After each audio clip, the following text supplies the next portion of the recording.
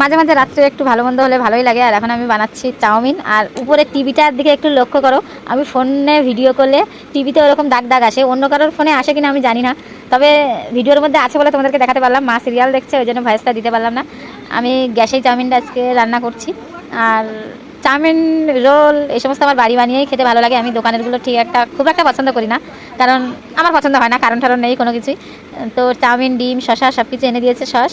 আমি এখন চাউমিন বানাচ্ছি। আর ডিমগুলো কত বড় বড় ছিল, আর লঙ্কা কুচি, পেঁয়াজ কুচি সবগুলো, মানে চাউমিন সেদ্ধ করতে দিয়ে আমি সব কিছু কুচিয়ে রেডি করে নিচ্ছি, কারণ বাবু পড়তে গেছে, মা ওকে আনতে গেছে, মা বাড়িতে নেই, একা হাতে সব কিছু করতে হবে, ওই জন্য আমি সব কিছু রেডি করে নিচ্ছি। আর এদিকে এক কড়াইতে চাউমিন সেদ্ধ বসিয়ে দিয়েছি, আর এক কড়াইতে আমি তেল দিয়ে ডিম ভাজা করে নিচ্ছি। ডিম আর লঙ্কা একসঙ্গে ঝুরি ঝুরি করে ভাজা করে নেবো।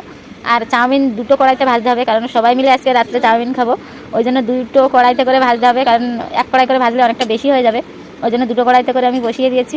আর চাউমিনে অনেকে আছে হলুদ দেয় না, কিন্তু আমার ওই সাদা সাদা কালার থাকলে আমার দেখতে ভালো লাগে না।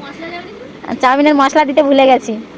এবার চাউমিনটা একেবারে খারাপও হয়নি, কিন্তু আমার একটু হলুদ, সবাই ফোনে লাগছে হলুদ বেশি হয়ে গেছে, সবাই বলবে ও যে হলুদ বেশি হয়ে গেছে, কিন্তু অতটাও বেশি হয়নি।